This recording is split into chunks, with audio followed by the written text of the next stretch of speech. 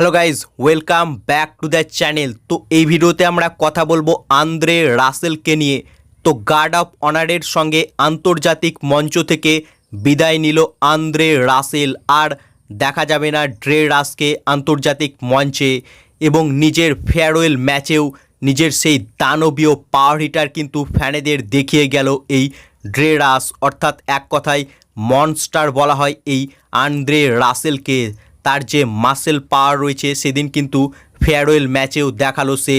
মাত্র 15 বলে 36 রানের এক বিধ্বংসী ইনিংস খেলে আন্তর্জাতিক ক্রিকেটকে বিদায় জানালো ওয়েস্ট ইন্ডিজের এই Caribbean power hitter Andre Russell. এদিন জামাইকার সাবিনা পার্ক স্টেডিয়ামে নিজের শেষ ম্যাচ খেলতে নেমেছিল আন্দ্রে রাসেল, আর তাকে পুরো গার্ড অফ অনারের সঙ্গে বিদায় জানালো ওয়েস্ট ইন্ডিজ ক্রিকেট বোর্ড।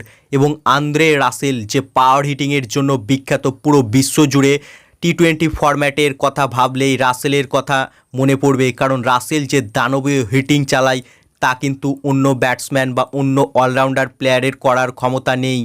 এবং আন্দ্রে রাসেল এদিন তার ফেয়ারওয়েল ম্যাচেও তার সেই দানবীয় হিটিং কিন্তু দেখালো ফ্যানেদের। 15 বলে 36 রান করেছে সে তার ফেয়ারওয়েল ম্যাচে, এবং সেই ম্যাচেও কিন্তু বেশ কয়েকটি গগনচুম্বী ছক্কাও লাগিয়েছিল এই ড্রে রাস। অর্থাৎ আমরা যদি আন্দ্রে রাসেলের পরিসংখ্যান থেকে আন্তর্জাতিক মঞ্চে, তাহলে হয়তো আমরা রাসেলের পরিসংখ্যানে 4-5 হাজার রান দেখতে পাবো না, কারণ রাসেল হচ্ছে অলরাউন্ডার প্লেয়ার, মেনলি ফিনিশার হিসেবে খেলে।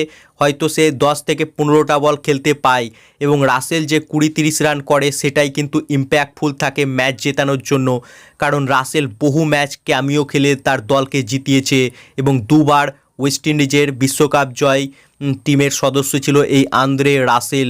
তাই গার্ড অফ অনারের সঙ্গে তাকে বিদায় জানালো ওয়েস্ট ইন্ডিজ ক্রিকেট বোর্ড, এবং আন্দ্রে রাসেল নিজের হোম গ্রাউন্ডে শেষবারের মতো ম্যাচ খেললো আন্তর্জাতিক মঞ্চে, এবং তাকে আর আন্তর্জাতিক মঞ্চে পাওয়ার হিটিং করতে দেখা যাবে না। অর্থাৎ রাসেল মানিয়া আর দেখতে পাবে না ফ্যানেরা আন্তর্জাতিক মঞ্চে। বাকি তোমাদের কি মনে হয়, আন্দ্রে রাসেলকে কি তোমরা আন্তর্জাতিক মঞ্চে মিস করবে? তোমাদের কি মতামত এ বিষয়ে তা কমেন্টে লিখে জানাও, এবং ভিডিওটি ভালো লাগলে ভিডিওটিকে করো লাইক, এবং এরকমই আরও ইন্টারেস্টিং খবর পাওয়ার জন্য চ্যানেলকে করো সাবস্ক্রাইব। ধন্যবাদ।